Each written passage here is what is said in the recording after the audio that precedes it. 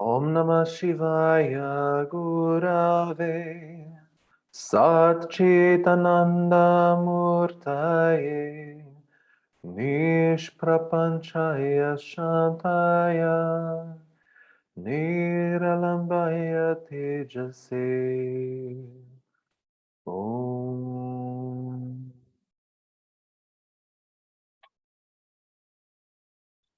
Welcome to our section on the mind. The mind is an important part of our studies of yoga, and especially as yoga teachers, we need to have a clear understanding about what is the yogic perspective of the mind. Now, the first thing that we need to do is separate the difference between the mind and the brain. So, what is the difference between the mind and the brain? Give it a thought for a moment. What do you think is the difference? Maybe just make some notes here with me and maybe write down a couple of keywords.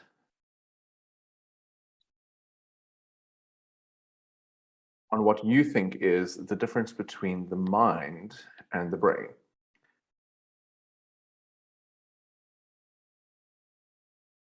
I like to describe the brain as, if we were thinking of a computer, we would describe the brain as the computer's hardware. So that is the physical mechanisms of the computer, the mouse, the motherboard, the microchips, the electrical cables, all the ins and outs of a computer. You can hear that my knowledge of computers is extremely limited. So the brain is what we would think of as the hardware of the computer. And this brain of ours is like the hardware of our body. It is the control tower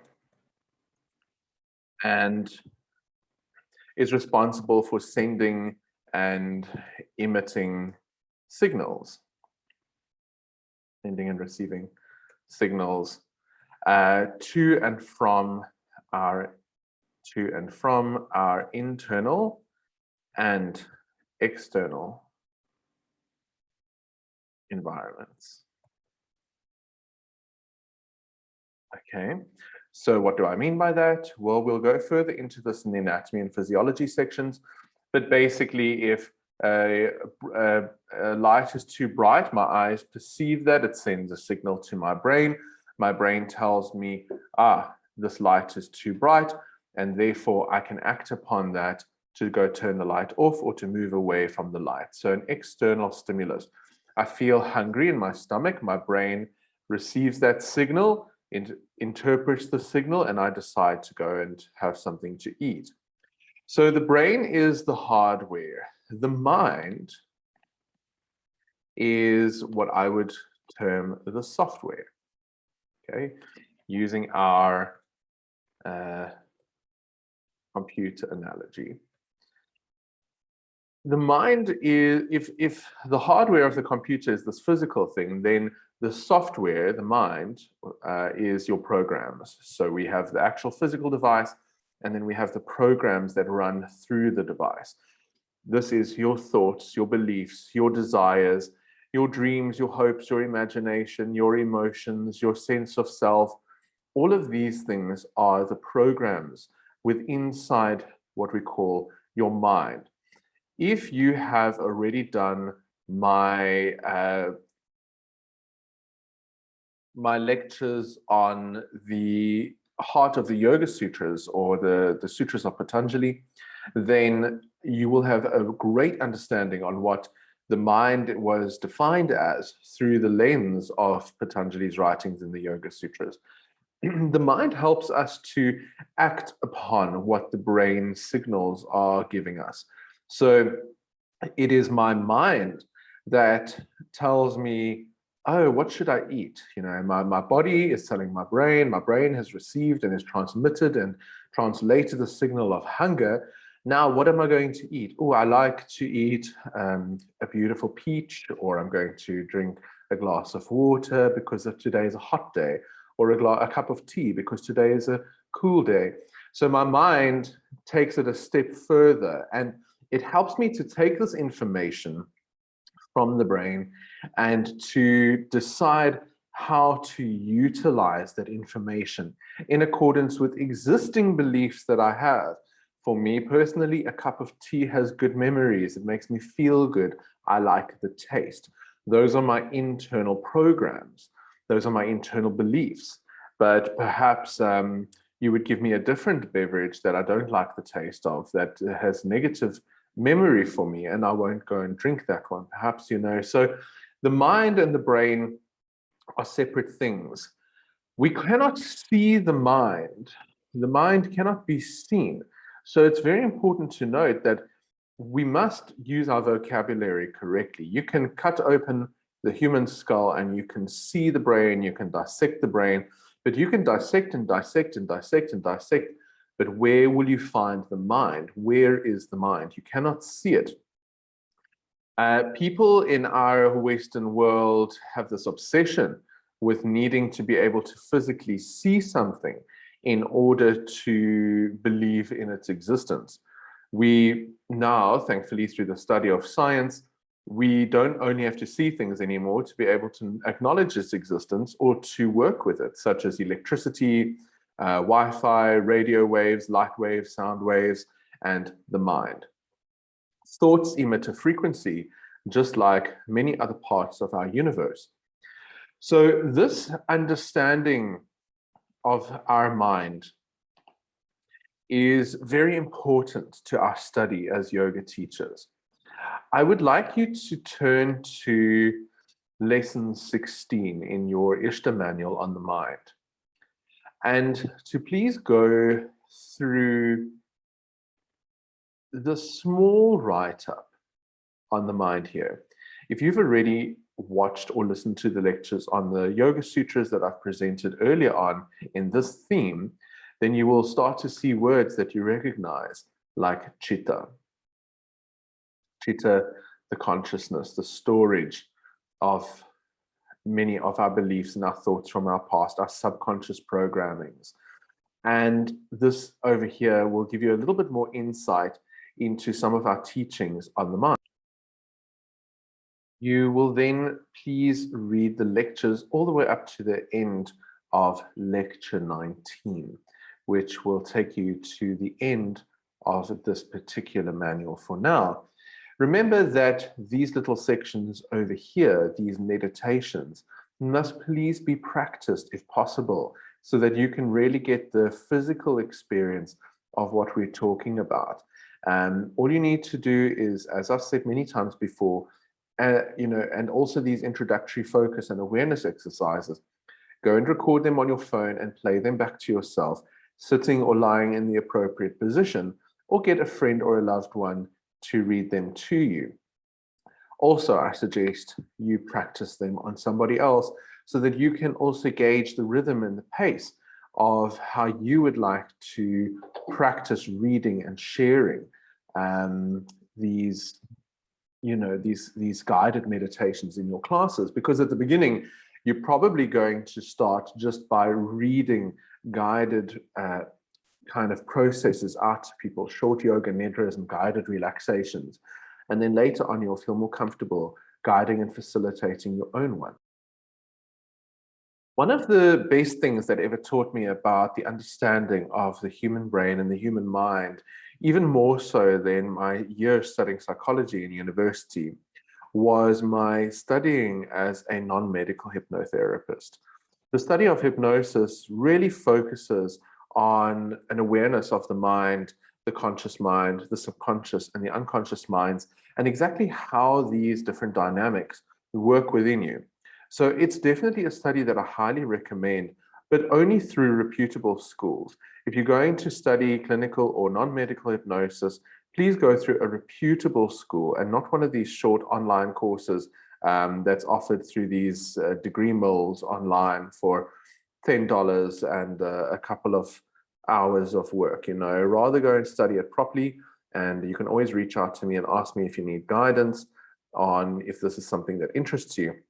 I do recommend that if you are going to plan on studying yoga for a long period of time, and if you are a yoga teacher or practitioner, that you dive into the study of the mind through the next few years so that you really have a good perspective. The theme here that we are exploring together should just be a basic overview. And so what I'm going to do is I'm going to first pull up an image here for you on an iceberg that is used to describe the conscious and the subconscious mind. We as human beings tend to think of the most of our mind as this part over here that's at the top of the iceberg, the 10%. So right now, while I'm talking to you, I am engaging with you on a conscious level. I'm consciously recording this lecture. I'm clicking what images to pull up. I'm even scratching over here on my beard because I could feel a little chocho over there crawling, a little ant or something. And I'm engaging with you on a conscious level. On a subconscious level, I might be thinking about, have I turned the oven off, for instance, or what is the sound dripping in the tap in the bathroom? You know, I'm just making up some examples for you. These are the things that I would refer to as in the back of my mind. The moment I think of them, they come up to the conscious awareness. Subconscious mind goes deeper and deeper and deeper. Some of it I'm aware of, and some of it I'm not completely consciously aware of. So let's start with looking at the conscious mind. The conscious mind is everything that you are conscious of, everything that you are aware of. We can see a close similarity between the word conscious and awareness. So it's anything that I am consciously aware of. In this conscious mind, we have our willpower, we have our ability to analyze and to make decisions. In this image over here, it also says our, I think this should also be short-term memory, not long-term only. I think this should actually be short-term memory. Yeah, definitely short-term memory. Logical thinking and critical thinking are in the top over there. So the conscious mind is like all of these little tabs that are open on my computer. They're all running right now in this moment. My computer is aware of them. I'm aware of them, to use this computer analogy. But everything that is below the surface of the iceberg, and you can see here in this lovely picture that a huge portion, the majority portion of our mind is dedicated to what is below the surface. And in the background of my computer, things are also running that I am not consciously aware of. There might be defrag programs running or antivirus programs running. There's all sorts of codes running in the background that I am not consciously aware of. So the same thing happens down here in this subconscious part of us, where we keep our beliefs, our values, our emotions, our habits, the realm of our imagination and our intuition. It controls those parts of us that we are not conscious of, right? So, you know, our dreams also go here, and our visions that we see in our dreams and our meditation. Our daily lives are predominantly expressed through the 10%, through the conscious mind. But the subconscious mind is always functioning. It never goes to sleep. The conscious mind can be switched off to more of an extent. We can go to sleep. We can go into meditation, into yoga nidra, to various degrees of depth. And the conscious mind can be put to sleep, for lack of a better word. The subconscious mind never switches off. It is always, always running 24 hours a day, 365.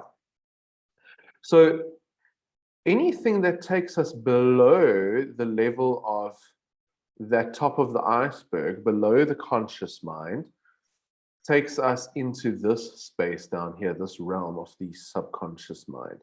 These are practices such as yoga nidra, hypnotherapy or hypnosis, and of course meditation, and deepening states of trance work.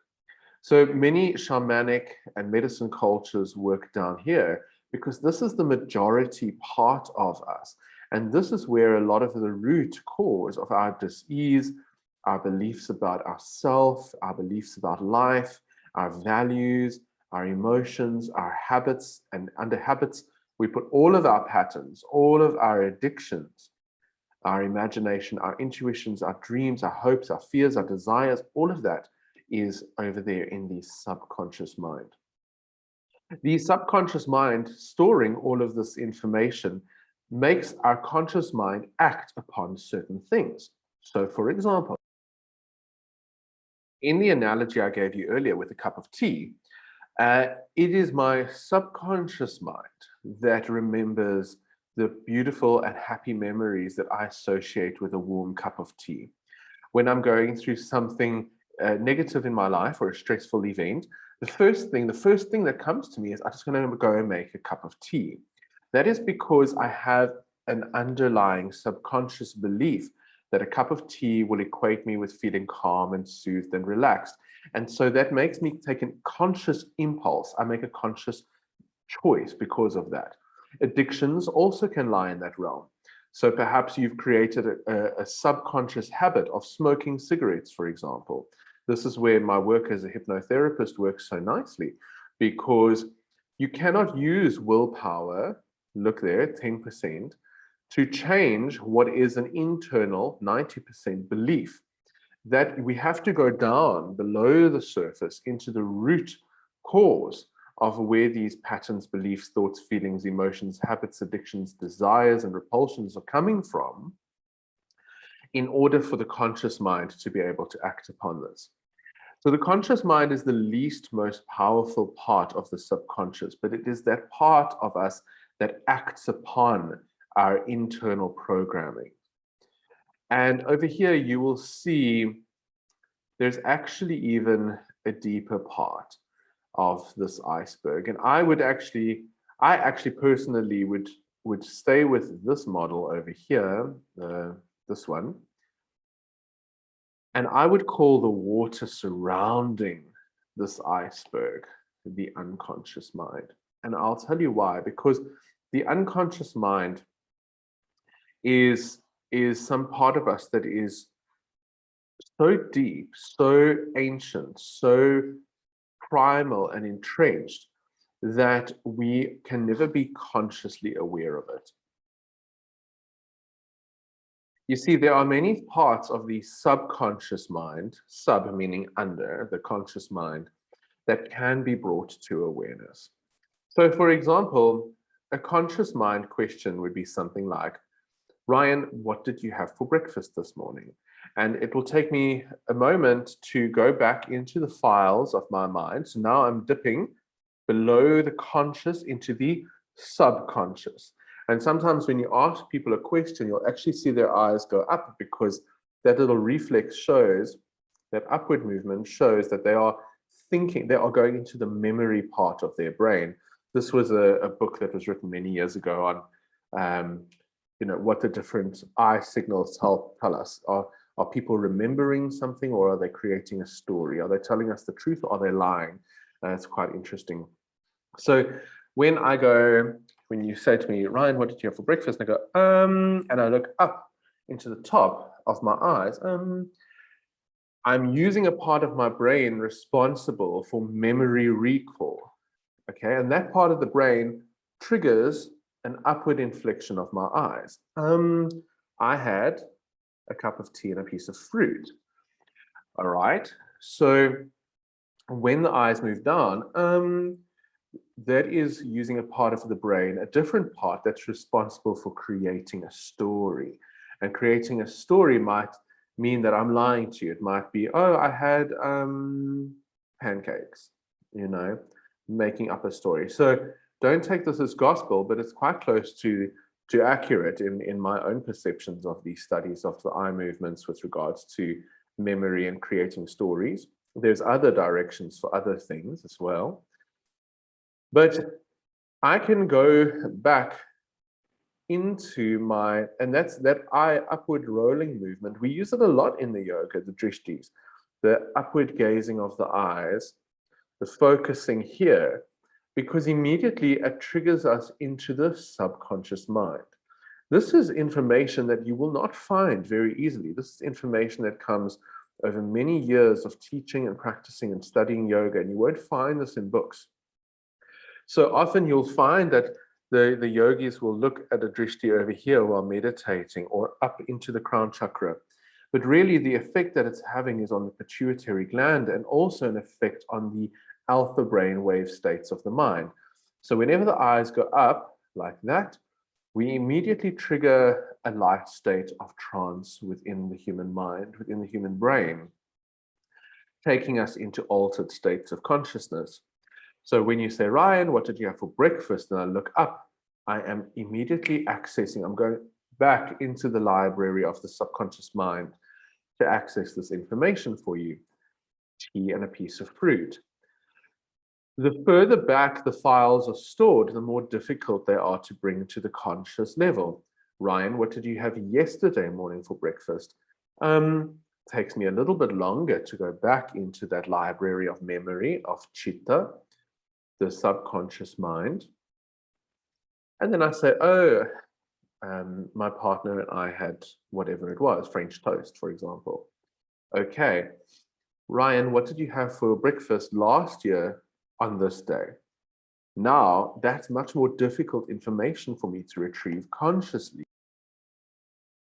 But according to the models of the mind, if we use the correct techniques, such as deep states of hypnosis, we can regress a person back to that point so that we can bring that information to the conscious awareness. This can be done in deepening states of meditation and yoga nidra as well. So subconscious mind can often be retrieved or brought up to a conscious level, but the unconscious mind cannot. While I am speaking to you, my unconscious mind is running parts of my body, such as the beating of my heart, the blinking of my eyes, the digestion of food in my body, the breathing, the respiration.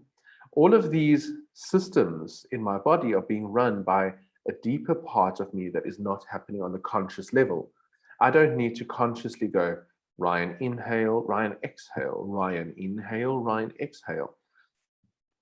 There is an unconscious process happening here that is very intelligent, vastly intelligent, and is functioning every part of me. Even the touching of a little ant on my skin is being picked up by the unconscious mind and then brought up to the surface of conscious awareness so that I can gently brush the ant off. So these three states of mind are never working only by themselves. They work together. And we even have one that the great mystic and psychologist Carl Jung spoke about called the collective unconscious, which is a part of the human race that we all share, a sort of genetic memory. And it's very, very interesting. And these are the parts of us, the subconscious and the unconscious and the collective conscious or the collective unconscious that we can access in the realms of dreams and meditation and yoga nidra, which is why this is being taught to you at the moment. As a prelude to the study of meditation and yoga nidra, in this course, the most basic aspects of these practices, and then in your advanced teacher trainings, much deeper understandings of these studies. So now let us go and look together at the different states of the brain, of the mind, different states of brainwave activity. So here is an example graph of human brain waves. We have these 5 levels that we are aware of in the human brainwave state. And note that they have been, that human brain waves are measured in a unit called hertz. Now, hertz are used to measure, is a unit of measurement for cycles per second. So hertz, as we can see over here through good old-fashioned Google, this is from Britannica.com, the frequency of any phenomena with regular periodic variations can be expressed in hertz. but the term is most frequently used in connection with alternating electric currents, electromagnetic waves, light, radar, etc., and sound. So alternating electric currents, electromagnetic waves, light, radar, etc., and sound. So now, isn't this exciting? Because we in yoga, we use color in our chakras. We use light. We use sound in our mantras. So we are having a direct correlating effect on the same cycle frequency as our brain, as the human brain. So we'll start over here. We're actually going to start at beta brainwave frequencies. I'm going to pull up a few of these charts because some of them slightly differ in their measurements, but it's just a general overview, just a general look. Beta, in the beta brainwave frequency, this is working between 13 and 32, 35 hertz. This is our conscious alert brainwave. I am awake, I am aware, I am thinking, I am active, I am excited. My brain right now, if you had to measure the hertz, the wavelength frequency of my brain activity, it would be in a beta state, all right? And it says here in this diagram, awake, alert, conscious, thinking, excited. All right, in this one over here, it says that this is the brainwave that we use for a lot of problem solving. Why? Because remember with our iceberg, that was decisions, willpower, and analysis. All right, and over here, beta, awake, normal, normal. Awake, normal state of consciousness, alert. Okay, that's not the best wording. Here it says 13 to 35. So you can see it's a rough average. And these are what scientists and medical physicians are measuring when they put your brain into brain measuring devices, such as an electroencephalogram, EEG, etc. They are measuring brainwave activity. Many studies have been done on brainwave frequency and meditation. And this is definitely something I would recommend that you go and look at if it's something that interests you. Now, when the brainwaves slow down a little bit, roughly between 8 and 13 hertz, we call this the alpha brain state. And you can see how the cycle of the brainwaves looks a little bit slower here. This is when we are physically and mentally relaxed. Over here, this is the relaxation state of mind. Don't look at this one over here, SMR. This is not something we're including in our work together. Relaxed, lucid, you're still awake, but you are relaxed and you're calm. You're not consciously thinking. That alpha state is like roughly here. It's roughly just between the top of the iceberg and the bottom of the iceberg. It's just floating along the water there. So when we are in a beta brain state, we are active, we're conscious, we're having a discussion. With alpha, we're relaxed on the couch, watching a movie. We are just closing our eyes, at the moment where we're about to have a nap. We are even driving our car, perhaps over a long distance drive. So you're relaxed mentally and physically. Your eyes do not have to be closed in order for you to be in an alpha brainwave state. But this is the bridge between the outside and the inside. This is really where the pratyahara happens, is by walking through this alpha brainwave state. And it's in the alpha brainwave state that we study very well, we learn and absorb information better. We are far more able to stimulate imagination and creative problem solving than when we're in the fully conscious and alert state. So if an artist is relaxed and painting a painting, they are probably in an alpha brain state. Um, it is important to note that your eyes can be open or closed for alpha, and you might even be lying in Shavasana or in a child's pose or just beginning with your meditations. And this will then take our mind into deeper brainwave states. So alpha, you are not,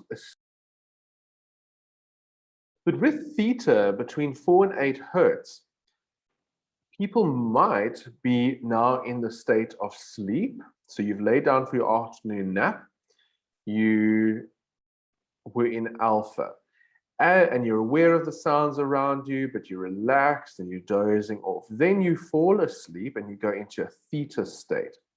And in that theta state, you have dreams, and you're much deeper in the levels of brainwave frequency. But this theta state does not necessarily mean that you need to be asleep. It just means that you are now much deeper into the base here of your iceberg. You're below the surface, and the conscious mind doesn't really care what's going on anymore. So in these deeper states of theta is where deep meditation takes place. It's where the states of proper yoga nidra take place, well-guided yoga nidra, and where we are still awake, we're alert, we're aware, but no, well, I wouldn't even say alert per se. I would just say we're awake and aware, but we're in a very deep state of consciousness. And the same with hypnosis. People say, oh, I can't remember anything you said. I must have fallen asleep. You will hear this many times when you're guiding people through guided relaxations. Yes, sometimes people do fall asleep, but there is a difference, and we can go through that later. But for now, just know that you can be awake and at the theta level. Theta here, this is really where the power of our subconscious mind can come to the fore. We have dreams, deep meditation, creativity, insight. This is where visions come through with people who are having trance-induced visions, also the realm of hallucination. So this is where that is over here.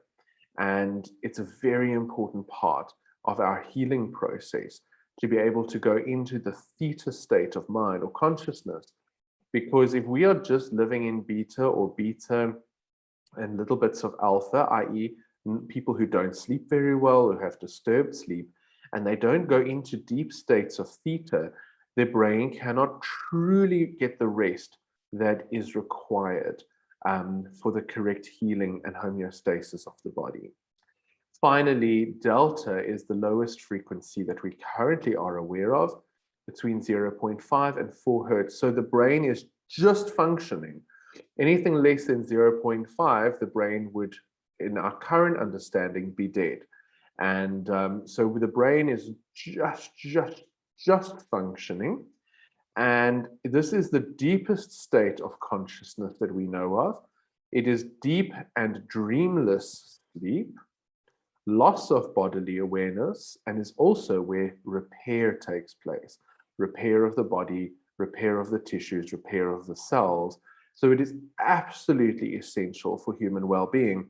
And the studies that have been done showed that if the scientists kept waking people up before they were allowed to enter the deeper states of consciousness, that their health deteriorated quite rapidly over a very short time, as well as their mental sanity and mental health levels. Anxiety would go much more up.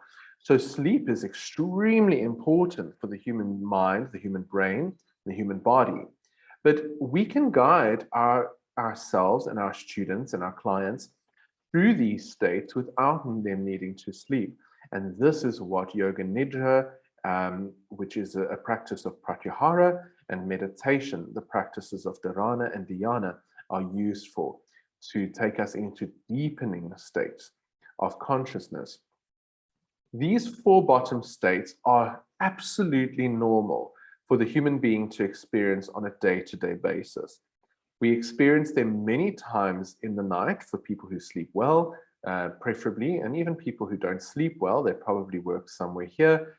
But these are normal and natural. And so when people say to me they're nervous about the practice of hypnosis, I do reassure them that these states that we utilize in hypnosis are natural and normal states, just like the states required for creativity, for meditation, and for sleep. It's just that now we're doing them consciously. We're doing that practice consciously. This final one that I've left at the top here, gamma, this is the most heightened form of brainwave activity that we know in the human being is possible. It is heightened perception, heightened learning, heightened problem solving, and heightened cognitive processing. So this is where you are working above and beyond the normal beta range or your day-to-day mind. It's where things are happening, there's action, or perhaps there's extreme trauma going on around. Let's say, I was watching a movie the other night about a volcano that was exploding somewhere in America, and people were running to safety. They were operating on higher brainwave states, on gamma, to make quick decisions and to save their lives quickly. We cannot operate here too much because it would exhaust the human brain. So it's only utilized by the body, by the mind, in moments where we desperately really need quick problem solving and quick perception and learning. The thing is that in our culture, beta and gamma are worshipped as kind of the brainwave states of great success. So, you know, if people take drugs that are uppers, if we take lots of coffee, lots of energy drinks, if we are going full blast, giving our 100% all day, every day, 24 hours a day, stimulation, stimulation, stimulation, we're always operating above the iceberg. Yes, of course, the subconscious and the unconscious are constantly working. They can never stop. But we don't give our brain the opportunity to go into these more powerful and deeper states required for rest, for healing, for physical recovery and repair, for creative insight, for mental peace. And this is where anxiety, depression, and mental breakdown start to happen. So this is absolutely essential. These practices in our yoga are absolutely essential to mental health and physical well-being as well. All right, so far up until now, we have had a look at the yogic view of the mind as taught by Patanjali. We've looked at Patanjali's definition of meditation. Please remember that there are so many schools of meditation. You have Buddhist meditation, Vipassana, you've got your transcendental meditation or TM, you've got many different forms of meditation. So for the purposes of our course, this being an integral Hatha Yoga teacher training, we are looking at this from a Hatha Yoga perspective. Just through that lens. It doesn't mean that it's the only way, it's just one of the angles that we're looking at. The aims of meditation as taught by Patanjali, the difference between sensory withdrawal, which is pratyahara, concentration on a concept, thought, symbol, or mantra, which is dharana, and meditation, which is dhyana. Next up, we're going to be looking at progressive relaxation, the basics of the nervous system, and the healing benefits of Yoga Nidra. So I hope that you've enjoyed this lecture on a little bit of an introduction, a door opening to some work on the brain and the mind with relation to meditation and altered states of consciousness, how and why those work can happen. And then in the next section, we'll go deeper into our understanding of the ins and outs of Yoga Nidra and how we can enjoy sharing this great healing technology with our students. Thank you so much for joining me for this lecture. And until I see you again, may you be blessed. Hari Om Shanti.